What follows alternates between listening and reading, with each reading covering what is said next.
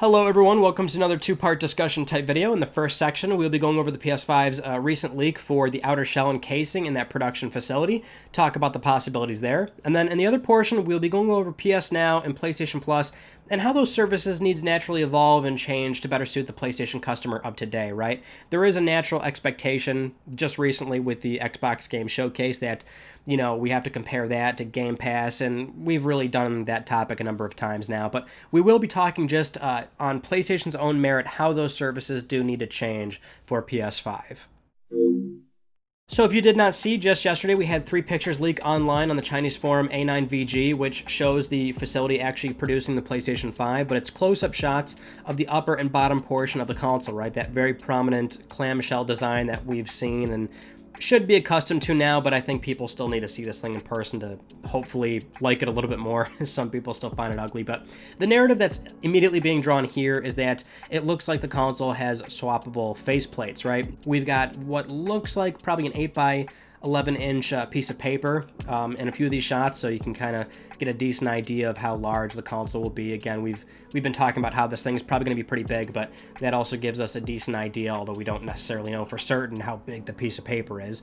So with these pictures, I think it's something where, at this point, we're pretty confident that they're real, right? It's not really a conversation anymore of, all these pictures coming out, are they real, are they fake? I mean, we're getting close enough as is, so it looks like these are real. And so now that there is this expectation that maybe the PlayStation 5 will be customizable, especially since we had back in June, the UX designer at PlayStation, Matt McLaurin, where he responded to some comments and he said, PlayStation 5 will be customizable in ways that previous console generations weren't. And so a lot of people took this to a console that is a little bit more modular in terms of the design that we've seen before, right? So now we know that it looks like you can swap these things in and out and maybe change it to a different color or something like that, right? So here's the thing. These pictures aren't that revealing, and they certainly don't confirm that there will be swappable faceplates. I mean, consoles have to be disassembled and assembled in some way, shape, or form, so there's plenty of machines that don't always require security screws or something like that to take them apart, or at the very least, certain sections of them apart. So, for example, if you have a PS4 Pro right now, all it takes is a little bit of muscle power to pull off that top panel, which is exactly what we're seeing with what appears to be the top panel of the PlayStation 5 in these pictures. Also, we see a stack of the bottom portion of the machine as well. Remember, we are looking at them just in this circumstance, which is we don't know how the rest of the machine is assembled, so there could be some screws and things like that that get assembled into that bottom piece, and that might not be nearly as interchangeable as one would think. Of course, the easiest thing to draw here is that all the tabs, the actual clips that would connect to the center section of the PS5, right? They're all facing one general direction, so that tells us right away it's not necessarily a pull, which would be really bad, right? Because you've got that huge overhang near the corner of the system, which I've said before, the used market for this console is going to look pretty ugly because those are totally going to snap off left and right. Even if it's durable plastic, it's plastic, so those are probably going to break at some point, like the early PS3 models with that door for the slot readers, or the Wii top cover for the GameCube controller ports, right? I mean, I think it's going to happen. But either way, it's not so much a pull, rather than it's a apply pressure and slide outward, and that's how it would come off. But a few things to consider for the idea of swappable faceplates, or this dream that you can customize the console beyond white, because a lot of people don't like that Sony's going for a white console, is that, one liability, like I said, people might damage the thing trying to take it apart. This could simply be for SSD expansion. We know for a fact you can go to a third-party SSD manufacturer and expand or replace that way. So while we haven't seen the back of the console, the way, SSDs aren't quite like how an HDD, a 2.5-inch HDD gets replaced, right? So that might be something where it's only replaceable or removable because of that. Then there's also the fact that while this is totally plausible, which it is, I'm not going to sit here and say people are overthinking this one. We've seen this before. But it's just that we've seen this before, and nobody cares, nobody buys them, and then it goes away very quickly as a general initiative, right? We've seen this with the 360 faceplates, Game Boy Micro, new Nintendo 3DS, even the PS4. The original model had different colored faceplates offered from Sony for the HDD bay cover, and most people don't even know this, right? Why don't they know? Because nobody cares, nobody bought them. These things often take up way too much shelf space, warehouse space. You have to offer so many variations. And it's just not worth it.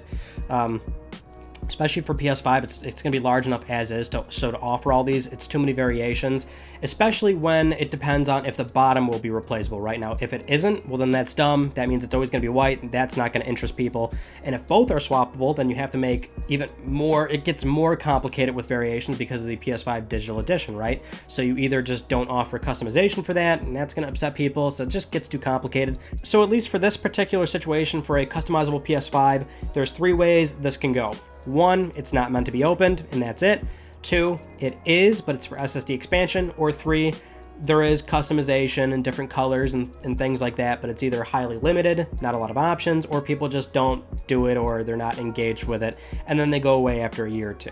That's what we're really looking at here. Now, moving into our discussion of PS Plus and PS Now on PS5, this needs to change and look different. And here's the thing, it's not because of what Microsoft's doing. I am thankful that people are finally recognizing, hey, Microsoft's really focusing on Game Pass and putting their software everywhere. After their Xbox Game Showcase, there's been a few articles and videos and discussions about how, hey, hold on a second, now Microsoft's doing something different from Sony. We've talked about this a number of times on this channel, so that's not going to be this conversation, which is that Sony's not going to give you a $60 game for free on PS Now, and that's not the argument I'm going to make here. We just saw Ghost of Tsushima sell 2.4 million in 3 days. Their model is sell you a premium, big budget $60 game, and they can move millions of that, whereas Microsoft, they are about putting their software everywhere. They want you into a subscription service, and they don't mind giving away their big budget titles day and date on Game Pass. That's how they're aggressively going to scale to building that subscriber base. But what we will mention, at least in terms of comparing the two, is that we've got something pretty interesting, right? Where a few months back we learned about PlayStation Now subscriber numbers for an updated figure of 2.2 million, and around the same time frame we learned that Game Pass was over 10 million subscribers. Now, both are available on PC, both are available on their respective consoles, but Sony's got a 112 plus million install base, whereas Microsoft has roughly 40 to 50 million Xbox Ones out there.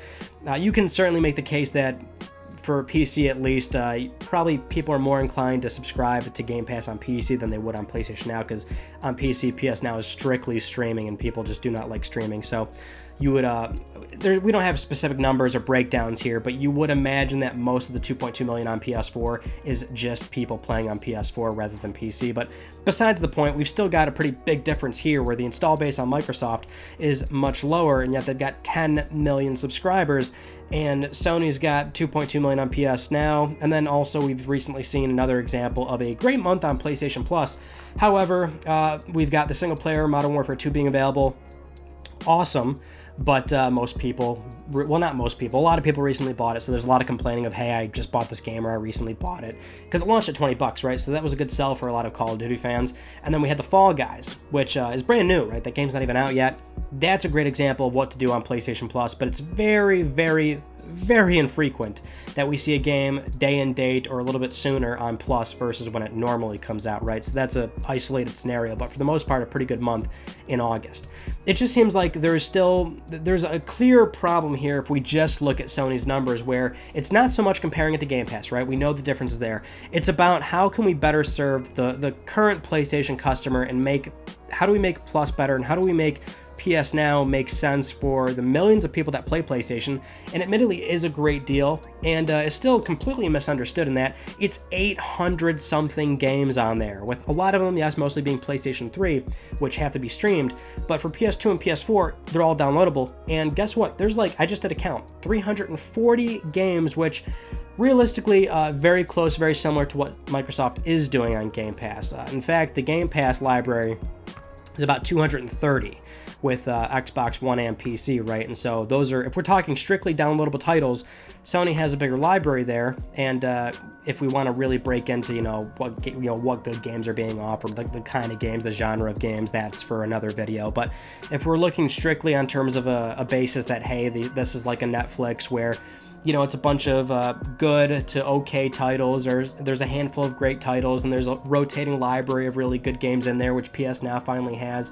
it seems very obvious at surface value that PlayStation Now is a compelling service for a lot of people, even if you don't stream the PS3 games. But why is there only 2 million subscribers versus 10 million on Xbox One and PC? I mean, that's very impressive, especially considering that that's 20 to 25% of the install base for Microsoft, whereas on the Sony side of things, you've got like 1%, 1 to 2% of people actually subscribe to PS Now. When you look at the overall PS4 experience, PS Now truly feels like an oddball stepchild, where you start that application and it's just bland, uninspired. The UI truly feels like an afterthought, especially when you look at the PS4 section and it's labeled current gen games, go to it.